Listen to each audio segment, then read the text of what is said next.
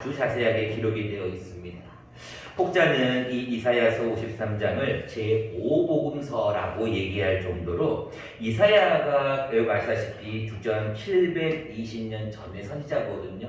그랬던 그가 어떻게 예수님이 태어나기도 전에 그의 죽으심과 그의 또한 무덤과 그의 또한 어떤 부활까지에 대한 소식을 이렇게 자세하게 기록할 수 있는가라고 할 정도로 구약에 있어서 복음 중에 복음을 우리가 이사야 53장으로 많이 들기도 합니다.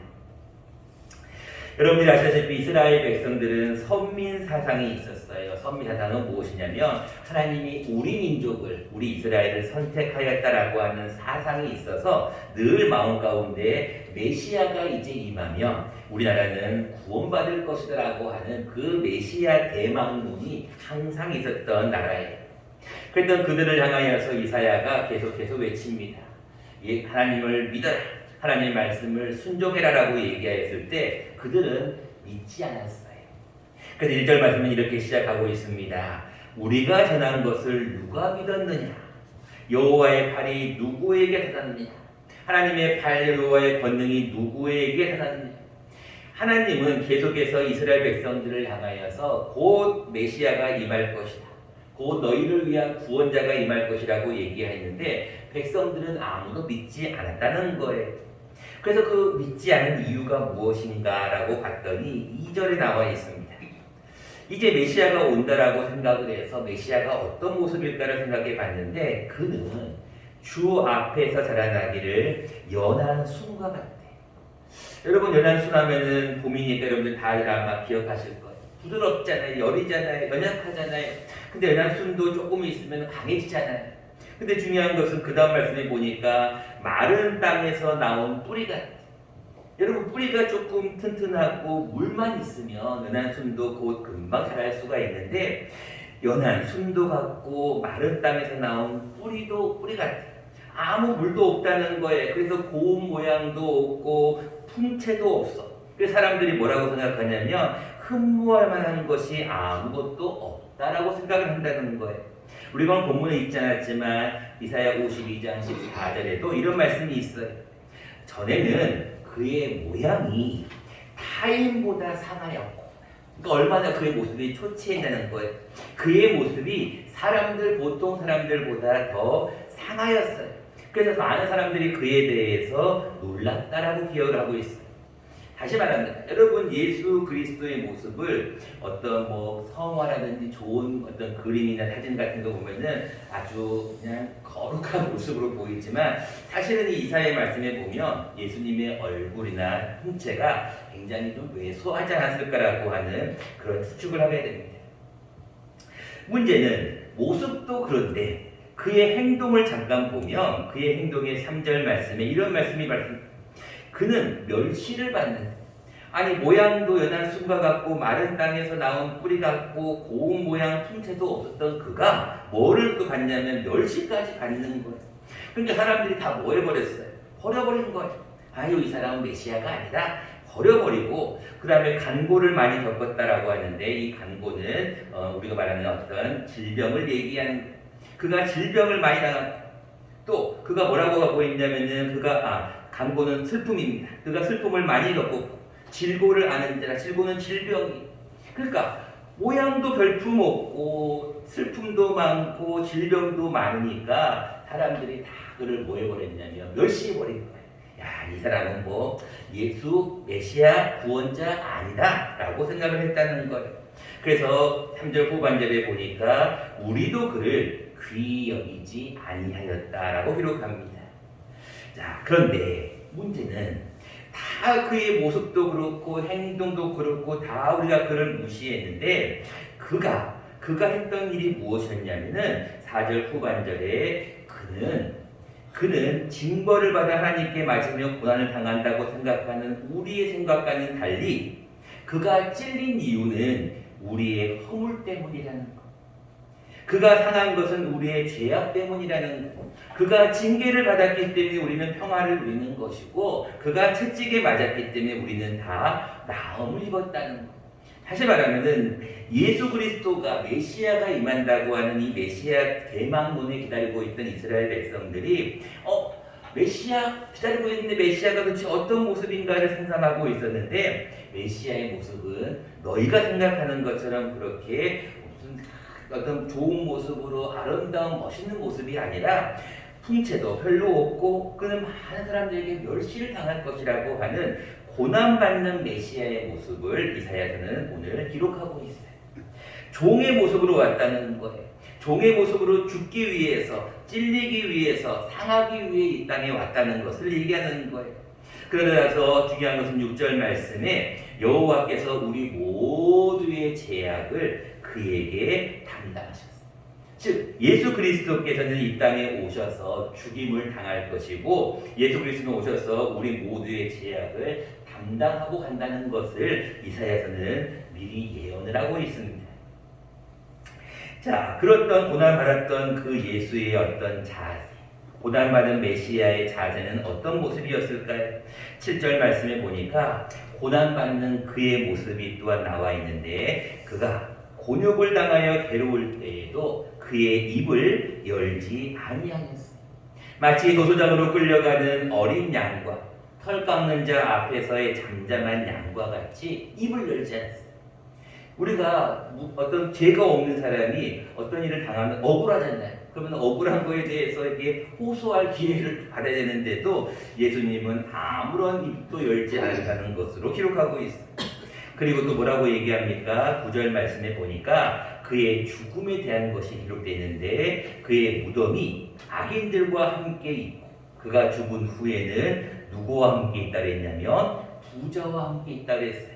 여러분 누가 떠오릅니까? 신약시대에 아리마대 요셉이 떠오르잖아요.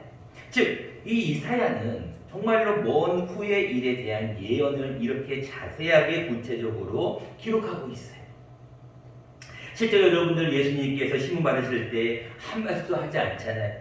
그가 정말로 그 십자가에서 내려올 수 있는 능력이 있었음에도 불구하고 예수님은 가만히 거기서 돌아가시잖아요. 그 모습을 지금 이사야서는 그대로 지금 얘기하고 있는 거예요. 자, 그렇게 했을 때 고난을 받고 난 후의 결과는 어떻게 될 것인가? 먼저 하나님은 10절 말씀에 우리에게 놀라운 사실 한 가지를 얘기합니다. 그 메시아가 고난을 당하고 죽는 이유가 다른 데 있다는 것. 10절 말씀에 이런 말씀이 있습니다. 여호와께서 그에게 상함을 받게 하시기를 원하사라고 기록하고 있어요. 이상하죠? 여호와께서는 그가 상함을 받게 하시기를 원한다. 그래서 질고를 당하게 하셨다는 거예요. 예수께서 직접 질고를 당한 것이 아니라 하나님께서 그에게 상함을 받게 하시기를 원하셔서 질고를 당하게 하셨다는 거예요. 그리고 그의 영혼을 속건제물로 드리기에 이르면 나중에 그가 그의 날은 길 것이고 하나님이 나중에 그의 뜻을 성취한다고 해요. 자, 결국은 하나님의 뜻 가운데 예수 그리스도의 고난과 죽음에 대한 것을 성경이 미리 예언을 하고 있다는 거예요. 그리고 난 다음에 마지막 12절에 뭐라고 말씀하고 있습니까? 그러나 그가 고난을 당하고 그가 죽임을 당하도록 내버려 두지만 결국 그러므로 12절 내가 그에게 존귀한 자와 함께 몫을 받게 하며 강한 자와 함께 탈취한 것을 나누게 하리니 이는 그가 자기 영혼을 버려 많은 사람을 사망에 이르게 하며 범죄자 중 하나로 헤아림을 받았다. 결국은 하나님께서 그를 고난 가운데 내버려 두셨지만 다시 그를 살려주실 것이다 라고 하는 귀한 예언의 말씀을 주고 있습니다. 자, 우리가 오늘 이 말씀을 통하여서 우리가 올해 이제 2021년도가 됐는데 올해 고난주간은 우리가 어떻게 보내는 게 좋을 것인가를 함께 말씀을 나누려고 합니다. 여러분들 잘 아시는 말씀대로 우리는 늘 사순절하면 이런 문구를 떠오르죠. 예수님의 고난에 동참합시다. 이런 얘기를 많이 하죠. 그래서 우리는 어떻게 고난에 동참하는 게 좋을 것인가 오늘은 두 가지로 함께 생각해 보려고 합니다. 첫 번째입니다. 우리는 2021년도 이 고난주간을 어떻게 고난에 동참할 것인가. 첫 번째는 우리는 예수 그리스도를 좀 생각하며 지내자는 것입니다. 좀 더 자세하게 말씀을 드리면 예수님을 좀 존귀하게 생각하자는 것이에요. 여러분 3월달 하면은 제일 많이 하는 말이 어제도 우리가 날짜를 지나갔지만 춘분이라고 하는 봄이라고 하는 좋은 계절에 대해서 많이 생각을 합니다. 꽃피는 봄이다, 춘삼월이다 이런 얘기를 제일 많이 해야죠. 실제로 그래도 그럴 것이 사방에 이제 꽃이 피기 시작합니다. 내가 아침에 운행 같은 데 보다 보니까 벌써 개나리 같은 게 조금씩 피려고 하는 게 보이더라고요. 남부지방은 더할 나위 없겠죠. 중요한 것은 3월이 되고 4월이 되면 우리가 보통 춘3월 따뜻한 봄이라고 생각하지만 사실은 그것보다 또 우리가 지금 코로나가 계속 5일째 지금 400명대가 이어지고 있는데 많은 지금 확진자들이 나오고 있는데 중요한 것은 우리가 코로나를 생각하는 것도 필요하지만 사실은 이 고난 주간에 우리는 누구를 좀 먼저 생각을 해야 되냐면 예수님을 생각해야 돼요. 어떤 예수님을 생각해야 될까요? 못 박히신 예수님을 생각해야 돼요. 여러분 십자가 하면 고난 주간 하면 여러분들 예수님이 돌아가신 거 하면 뭐가 제일 생각나십니까? 저는 세 가지를 생각을 해봤어요. 제일 먼저 사람이 죽는 가장 큰 원인은 예수님도 마찬가지였어요. 예수님이 그 로마병정에 찌른 그 창에 의해서 옆구리가 찔렸을 때 물과 피를 다 흘렸다. 결국은 사람이 죽는 것은 결국은 옆구리의 창에 의해서 예수님은 분명히 돌아가셨을 거예요. 근데 예수님은 그거 외에도 수많은 침뱉음, 조롱, 구타 많은 조롱을 당하였음에도 불구하고 그에게 고통이 몇 가지가 더 있었는데 그것은 첫 번째로 물론 채찍질도 있었지만 저는 머리에 가시면류관이라고 생각해요. 여러분 가시면류관을 머리에 딱 쓰면 어떤 생각이 듭니까? 우리가 머리에 뭐만 잠깐만 상처를 입어도 굉장히 아프잖아요. 그리고 어떤 누군가 우리 머리란지를 때리기만 해도 우리는 아프잖아요. 근데 여러분 가시면류관을 막 눌렸을 때 그 머리에서 나는 피가 고통이 얼마나 심했겠냐는 거예요. 저는 여러분들에게 2021년 첫 번째로 예수님을 생각할 때 가시면류관을 한번 생각했으면 좋겠다는 생각이 듭니다. 여러분 예수님은 여러분들의 죄 때문에 머리에 가시면류관을 쓰셨습니다. 금면류관이 아니야. 월계관이 아니에요. 그가 정말로 죄가 없음에도 불구하고 그는 고통을 받는 가시면류관을 쓰게 됩니다. 여러분 머리에 가시면류관을 쓰게 되면요 계속해서 거기서 나오는 쉽게 말하면 어떤 송곳 같은 게 머리에 박혀 있는 것 계속 피도 흐르고 있겠죠. 여러분 얼마나 고통스럽겠어요. 마찬가지입니다. 여러분 이번 2021년 고난 주간에는 예수님을 좀 생각했으면 좋겠어요. 3절 말씀입니다. 맨 후반절에 이런 말씀을 주십니다. 마치 사람들이 그에게서 얼굴을 가리는 것 같이 멸시를 당하여 마치 사람들이 그에게서 얼굴을 가리는 것 같이 사람들이 그걸 멸시해버렸다는 거예요. 얼굴을 가려버렸다는 거예요. 아유 저 사람이 무슨 메시아야. 저 사람이 어떻게 우리를 구원해. 멸시를 해버렸다는 거예요. 우리도 그를 뭐에게 여겼냐면 귀히 여기지 아니하였다는 거예요. 우리가 예수님을 생각하지 않으면 우리가 다른 데 신경을 쓰게 되면 우리는 무엇을 생각하며 고난 주간을 보내겠냐는 거예요. 우리는 첫 번째로 이 가시면류관을 쓰신 예수님을 좀 묵상했으면 좋겠습니다. 4절 말씀도 마찬가지입니다. 우리는 뭐라고 생각하냐면 그는 징벌을 받았다. 그가 잘못을 했다. 징벌을 받아서 하나님께 맞으며 고난을 당한다고 생각한다는 것. 동일한 말씀이 8절에도 나옵니다. 그는 곤욕과 신문을 당하여 끌려갔으나 그 세대 중에 누가 생각하기에 그가 살아있는 자들의 땅에서 끊어짐은 마땅히 형벌받을 내 백성의 허물 때문인 것을 누가 그렇게 생각을 하겠냐는 거예요. 우리 믿는 사람들이 그렇게 생각을 해야 되냐는 거예요. 예수님이 고난을 받고 형벌을 받은 것은 우리의 죄 때문이라고 생각을 하라는 거예요. 여러분들이 고난 주간을 맞이하면서 가시면류관을 기억을 해야 될 것은 나 때문에 가시면류관을 쓰셨다는 것을 꼭 기억하셔야 됩니다. 저는 이 고난 주간을 묵상하면서 베드로를 다시 한번 생각해 봅니다. 베드로가 여러분들 잘 아시다시피 예수님의 수제자 중에 수제자입니다. 예수님께 뭐라고 얘기합니까? 다른 사람은 다 예수님을 버릴지라도 나는 예수님을 끝까지 따라가겠다고 호언장담하던 베드로잖아요. 근데 예수님이 잡히셨을 때 다 도망가잖아요. 배 혼이불을 두르고 도망간 제자들도 있잖아요. 베드로도 도망갑니다. 근데 멀리 도망가지는 않죠. 잡히시고 신문당하던 그 뜰 근처에 보고 있습니다. 그때 한 요정이 와서 이렇게 얘기합니다. 너도 갈릴리 사람 아니냐? 너도 저 예수라는 사람과 같이 있었던 사람 아니냐? 베드로가 뭐라고 얘기합니까? 어휴, 나는 저 사람 몰라요. 여러분, 우리도 그런 모습이에요. 나는 예수님을 위해 목숨까지도 바치고 예수님을 따르겠다고 하지만 부인하는 것. 나는 그 사람을 몰라. 그랬더니 좀 옆에 있던 다른 요정이 왔어. 맞아요, 이 사람 분명하게 갈릴리 사람 맞아요. 뭐라고 얘기합니까? 이번에는 맹세합니다. 나중에 여러분들 마태복음 10장을 보세요. 맹세하여 부인합니다. 아까는 그냥 부인이었죠. 첫 번째는 한 여정이 왔을 때는, 이번에는 다른 여정이 오니까 맹세함. 절대로 한 사람 모릅니다. 마지막입니다. 곁에 있던 사람들이 이제 몰려옵니다. 그러면서 이렇게 얘기합니다. 너는 분명히 저 사람들의 도당이 맞다. 도당이 무슨 말이에요? 우리가 맞다는 거에 왜? 너의 말투가 갈릴리 말투다. 여러분, 갈릴리 말투가 뭐예요? 쉽게 말하면 방언 같은 거에, 우리나라 말 같은 경상도나 제주도 같은 그런 약간 특이한 발음이 있다는 거에 너 말투를 보니까 분명하다. 그때 베드로가 뭐라고 얘기한 줄 아세요? 자막을 보면서 같이 한번 읽어보겠습니다. 같이 읽겠습니다. 시작. 그가 저주하며 맹세하여 이르되 나는 그 사람을 알지 못하노라 하니 곧 닭이 울더라. 여러분, 첫 번째는요, 그냥 나 몰라요, 부인했어요. 두 번째는요, 맹세하며 부인했어요.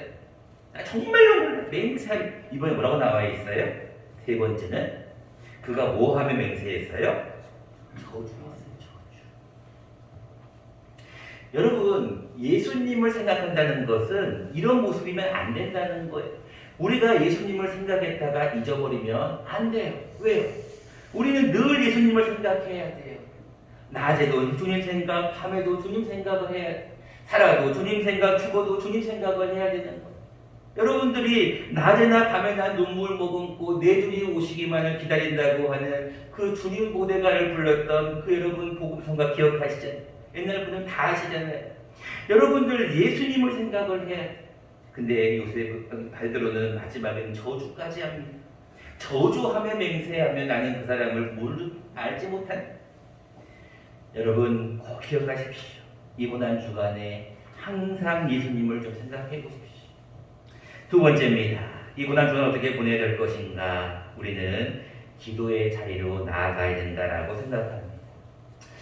사람 죽는 것은 아까도 말씀드렸다시피 옆구리에 창자국이 들려갔을 때 사람의 배를 찔리는 거기 때문에 사람 속에 있는 모든 것이 다 흘러내려왔을 거예요. 돌아가셨겠죠. 첫 번째는 가시면류관이었고, 두 번째 예수님의 고통이 무엇이었을까요? 물론 나주와 같은 걸로 사람을 한번 치면은 살점이 떨어져 나가는 채찍도 굉장히 고통스러웠겠죠. 근데 더 큰 고통이 무엇이었을까요? 그 십자가에서 벌거벗겨 놓고 죄수들이, 많은 사람들이 보는 앞에서 죄수들은 당하는 가장 악한 사형인 십자가에 못 박아 놓고 손과 발에 못을 박는 거예요.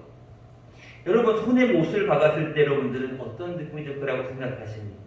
여러분들 아마 종이라든지 칼에 살짝이라도 손을 베어보신 분들은 그 고통을 아실 거예요. 여러분, 손에 못이, 그것도 녹슨 못이 박혔을 때 그 고통은 이루 말할 수가 없었을 거예요. 저는 예수님의 어떤 고난에 대해서 창자국과 창과 더불어서 머리의 가시관과 더불어서 못을 한번 기억했으면 좋겠다고 생각합니다. 여러분, 손과 발에 못이 박혔어요.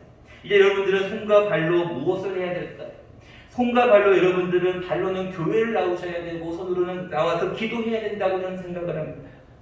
여러분이 고난 주간에 여러분 기도하지 않으면 안 됩니다. 들어오실 때 여러분들은 현수막을 보셨을지도 모르겠습니다. 혹시 못 보신 분들을 위해서 앞에도 준비해놨습니다. 우리 같이 앞에 있는 자막에 현수막 밑에 있는 말씀을 같이 한번 읽어보면 좋겠습니다. 시작. 어찌하여 자느냐? 시험에 들지 않게 일어나 기도하라. 여러분, 어떻게 해서 여러분들은 어찌하여 자고 있습니까? 시험에 들지 않으려면 일어나서 기도해야 돼요. 여러분들의 발이 일어나야 됩니다. 2021년도에 가만히 앉아있으면 안 돼요. 여러분, 작년도에는 여러분 한번 생각을 해보세요. 작년도가 코로나19라는 정말로 전무후무한 일 때문에 모이지도 못했잖아요. 올해는 정말 하나님 앞에 코로나가 있음에도 불구하고 사실 우리는 목숨을 걸고 하나님 앞에 모여 예배를 드리고 있습니다. 근데 여러분, 하나님 앞에 예배를 드릴 때 예배는 하나님이 기뻐하시는 거예요. 또 한 가지 중요한 것이 있어요. 하나님 앞에 기도해야 돼요.